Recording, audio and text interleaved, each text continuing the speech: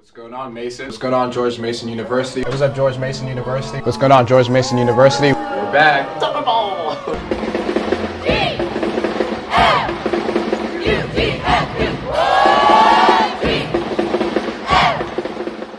David Bernard. I'm Perry Buckley. Lindsay Hokinson. And I'm DeMonte Shaw.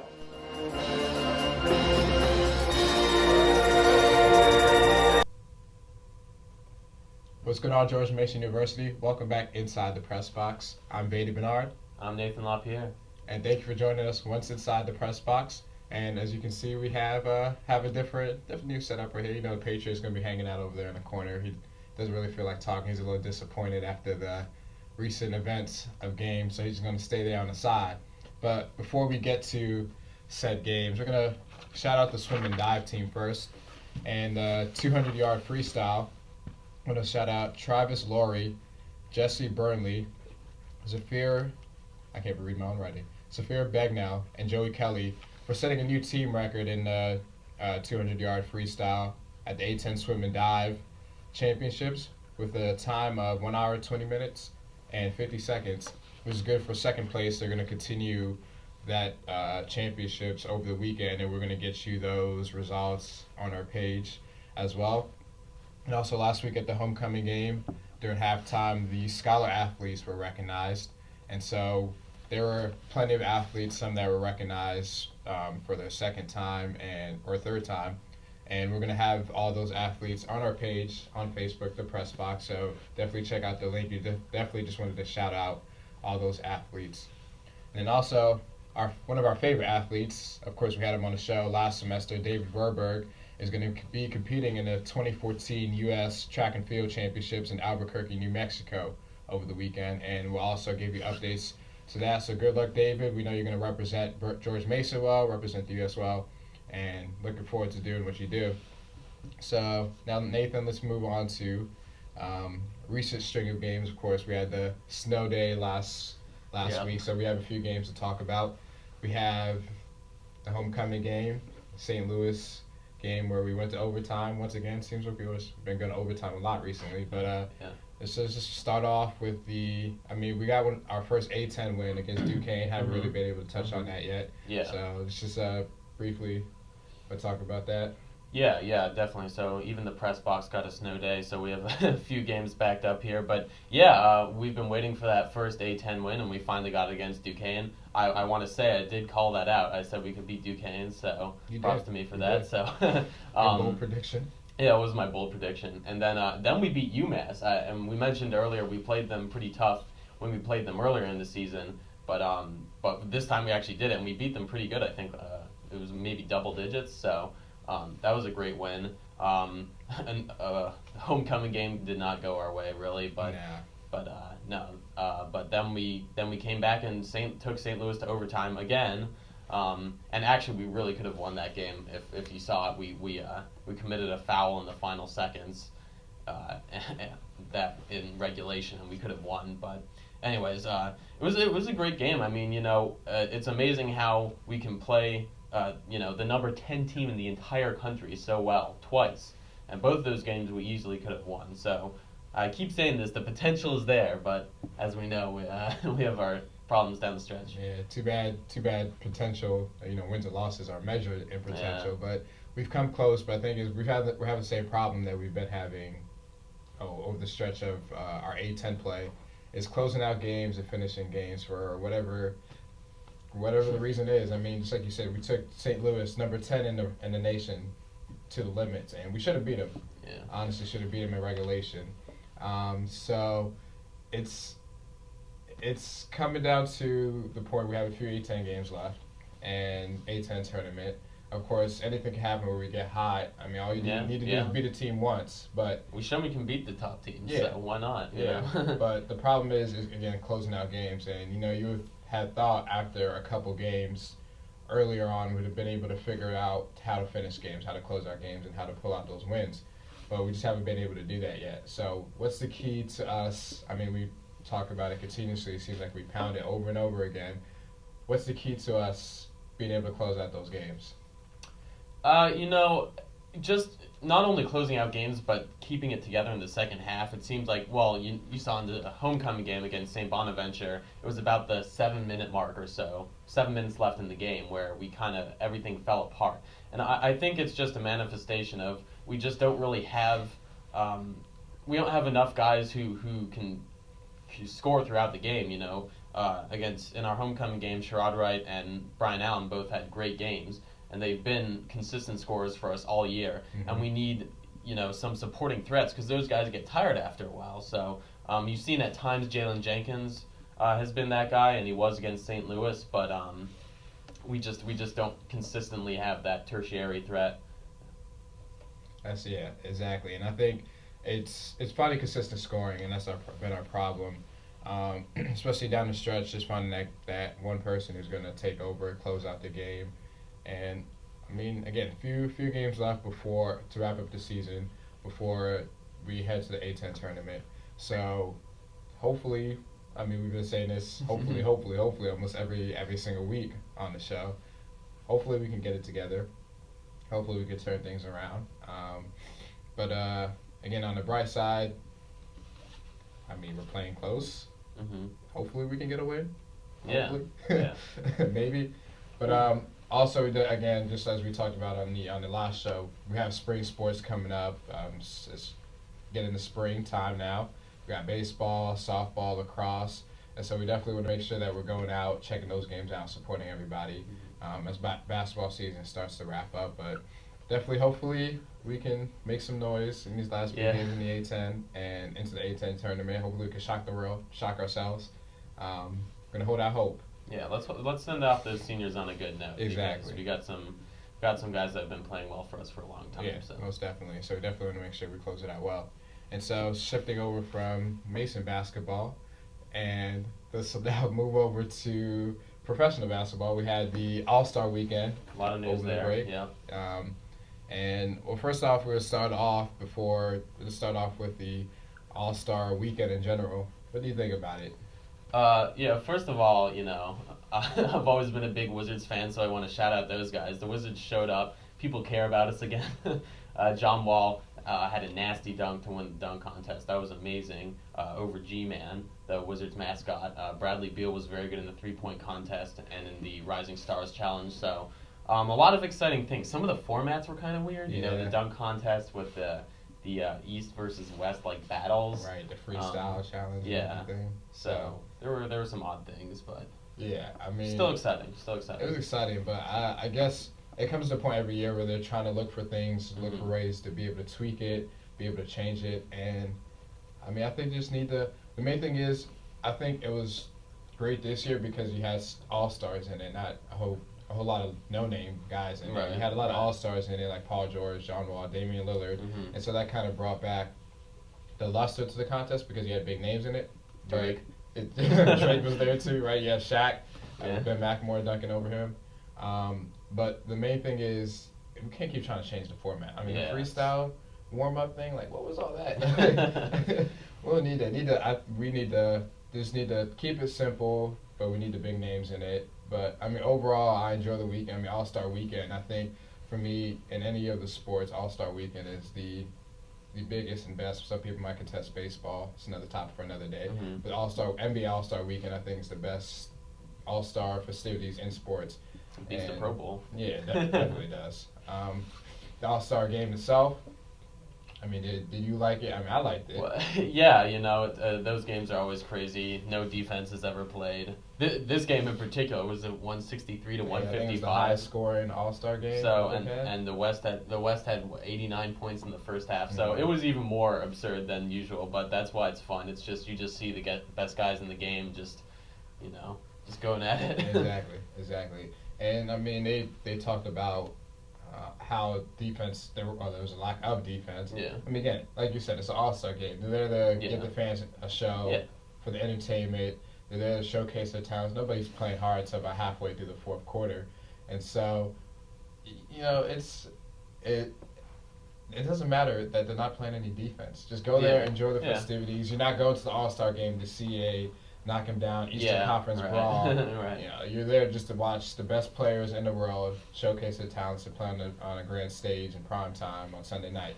So just enjoy it for what it is, all right? And of course, now that the All-Star break is over, we've had the NBA trade deadline that's come and gone. We have the second half of the season, so we're getting down to the final stretch. Teams have about 30 games left, about 25, whatever the case may be. Final 7 weeks of the season. It's time to start gearing up for playoff positioning. Guys are starting to come back from injury. Any last thoughts on the All-Star break before we transition to the second half of the NBA season? I mean, just wanted to shout out the Wizards again. I'm really proud of them. And Damian Lillard, of course, it was crazy that he was in basically everything you could possibly be in. So it was exciting. That's good. And we're going to move on to our second half predictions for the NBA season. But don't go anywhere. Keep it right here locked on the press box. Be right back.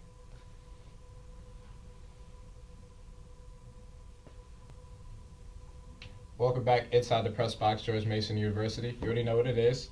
Talked about the NBA second half of the season, and the trade deadline for the NBA has come and gone. So, Nathan, let's talk about our winners and losers for the NBA trade deadline. What are some moves that stood out to you for the right reasons or for the wrong reasons? So I'm going to name a couple of winners here. I do think the Pacers were winners. They traded away Danny Granger. They got Evan Turner. Danny Granger, it's hard to see him go, I assume, for Pacers fans because he was once a great player. But I just think because of injuries and just a few years of just not being at the top of his game, he's just not really an efficient player anymore. And I think Evan Turner's younger and better. He's been a little up and down, but I think in more of a reserve role behind Paul George, he'll be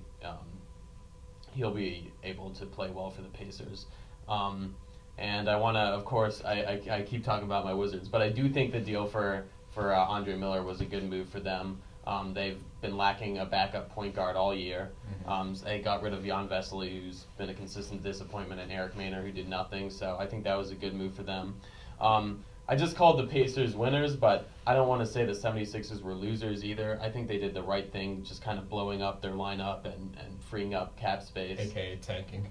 Yeah, tanking too. Yeah, they're ready for the draft. They Sixers fans. Oh, they are ready. Yeah, so they're going to be in the lottery. That's right. So, definitely, I think they made the right moves as well.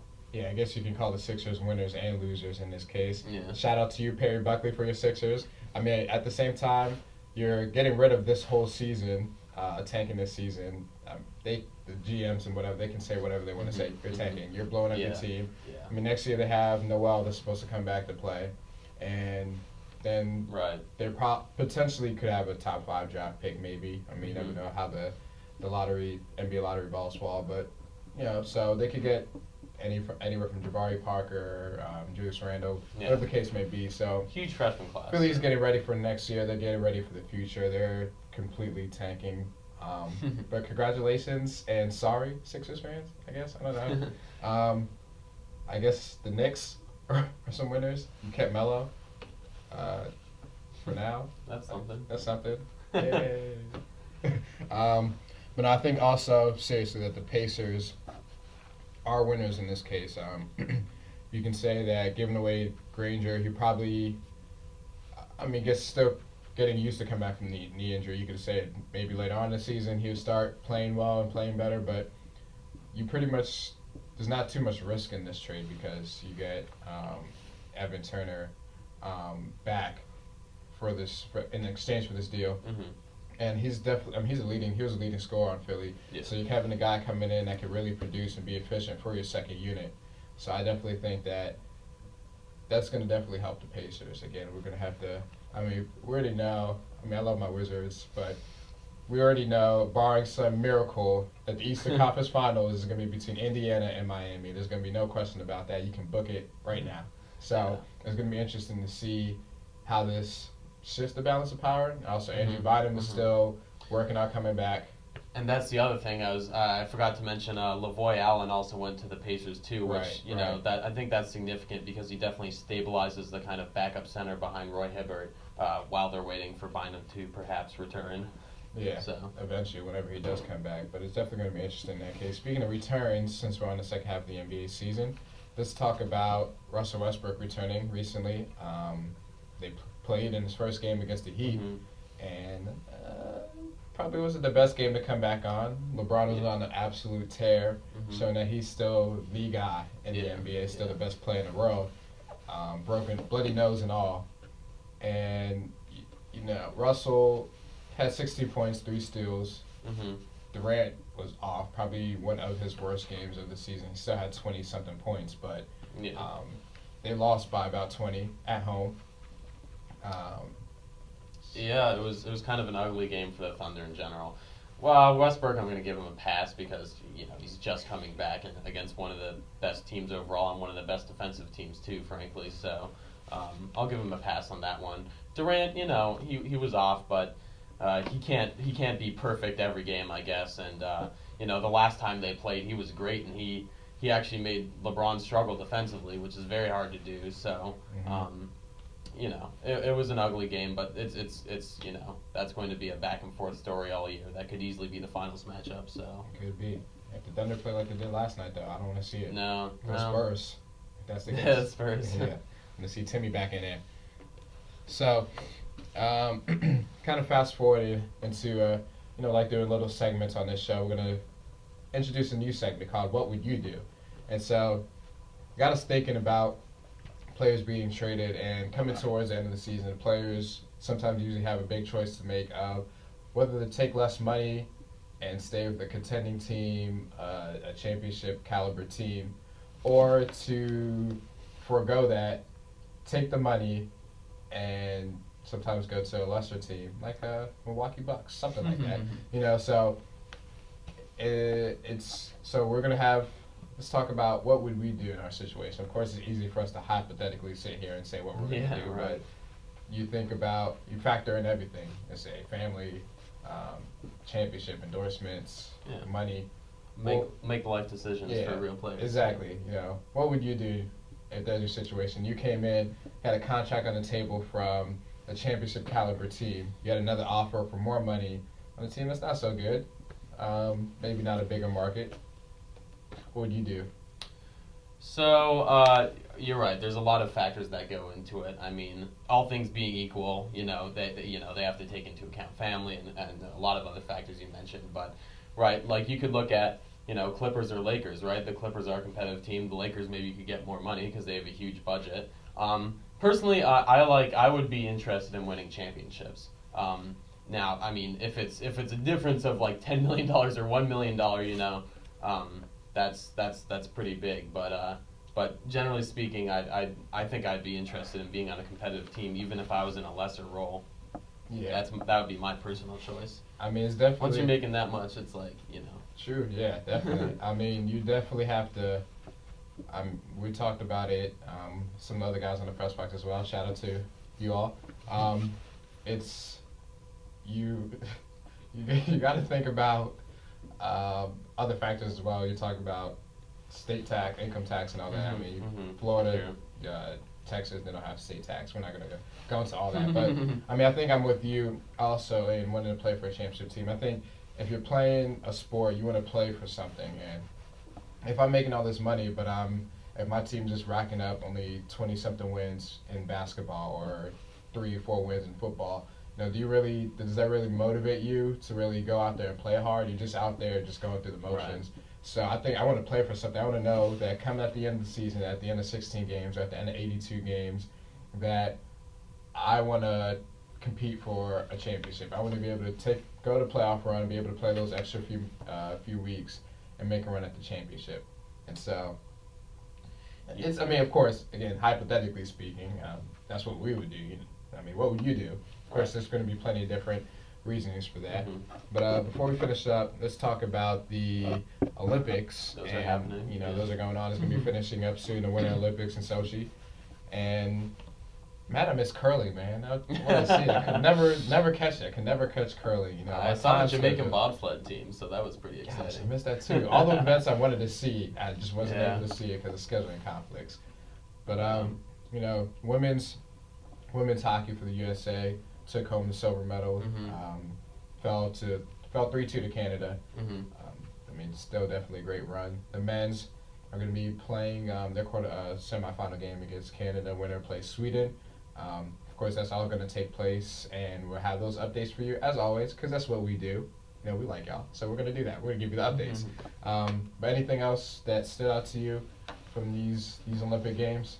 Yeah, well, I mean, definitely hockey's just the big story right now. I mean, the women's team was disappointing because we were up 2-0, and you know, we probably should have won that game, but that, you know, Canada's a very good team, so we'll take home the silver. The men's hockey game is going to be very exciting. I'll watch it right after we shoot this, so that should be fun. The U.S. is first in medal totals, so I'm really happy about that. We were lagging behind for a while, but we caught back up, so a lot of exciting things going on, but none more important than hockey right now, in my opinion. Definitely good luck to the men's hockey team. We're definitely going to keep you guys posted on that. But thank you guys for joining us. And I didn't do this last week, and I told them to forgive me, but I want to shout out to Grace Kelly, Ryan Frey. Thank you guys for joining us. They're going to be helping us out throughout the semester on the press box. I want to thank you guys so much. You guys have been such a great help in helping us out. And, I mean, we don't do what we do in front of the camera if it wasn't for you guys. So thank you so much. We appreciate it. And as always, I'm Vandy Bernard. I'm Nathan LaPierre. And check it out. We have a lot of new things coming soon. And as always, George Mason University, press on.